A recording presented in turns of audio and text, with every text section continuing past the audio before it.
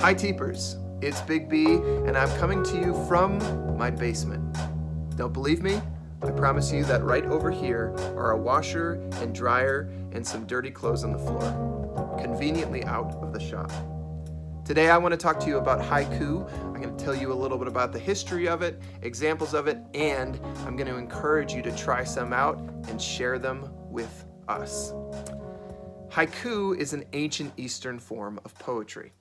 The main thing that I remember about haiku when I was learning about it in grade school was that it was a 3-line form of poetry that had 5 syllables in the first line, 7 syllables in the second, and 5 syllables in the third line. 5, 7, 5. And syllables, we're talking about those word sounds, right? So I might have a first line that sounds something like, listen to springtime.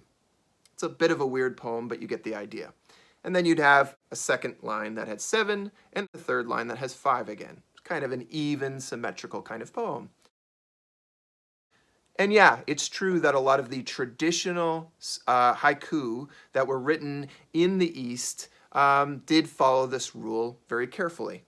But over time, that rule was relaxed, as happens in poetry, and people took it in different directions. They didn't always exactly follow that 5-7-5 rule. So if you're not following that rule, how is it a haiku?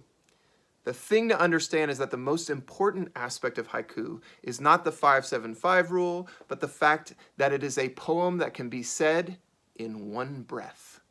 That's right.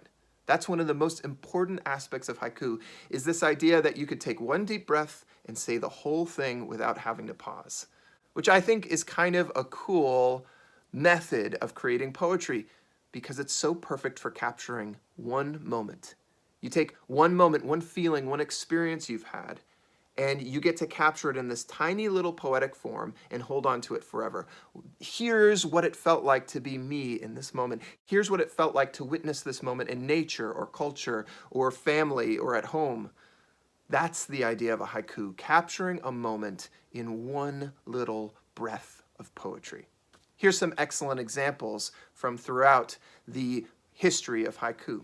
I want to take it far, far back first and read a poem to you of one of the earliest masters of haiku, a Japanese poet by the name of Basho. Listen, a frog jumping into the stillness of an ancient pond.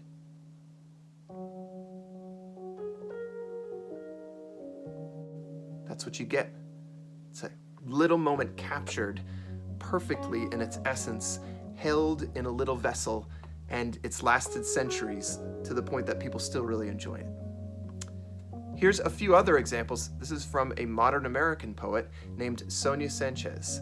She recently wrote a series of haiku, so they're all really short poems, but they're all connected together, and they have to do with Harriet Tubman, one of the heroes of American history. Picture her face, turning southward walking down a southern road. Here's another little moment about Harriet Tubman. Picture this woman of royalty wearing a crown of morning air.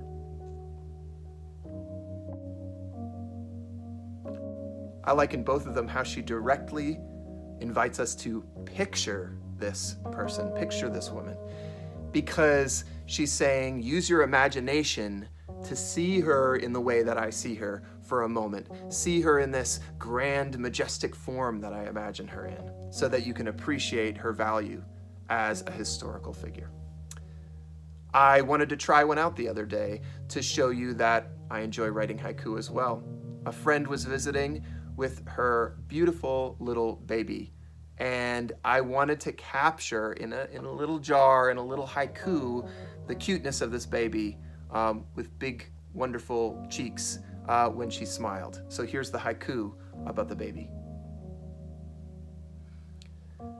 Baby Aubrey, a smile blooming over your face's rolling hills. There you have it. 5, 7, 5, or maybe 4, 6, or 8, 3. Doesn't exactly matter how many syllables it is, as long as you're creating something that can be said in one breath and that captures whatever it is that you want it to capture. So I invite you to write a haiku about whatever it is that's inspiring you right now. If it's about something that you just saw in the video game that you're playing and you want to capture that exciting moment or funny moment, that's cool. If it's about the flavor of a snack that you just had that really inspired you, that's cool. It could be about something going on in news, society, culture, the world around you, your community.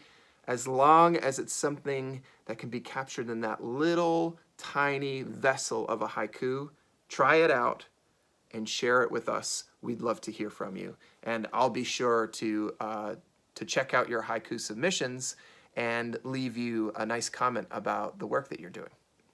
Peace.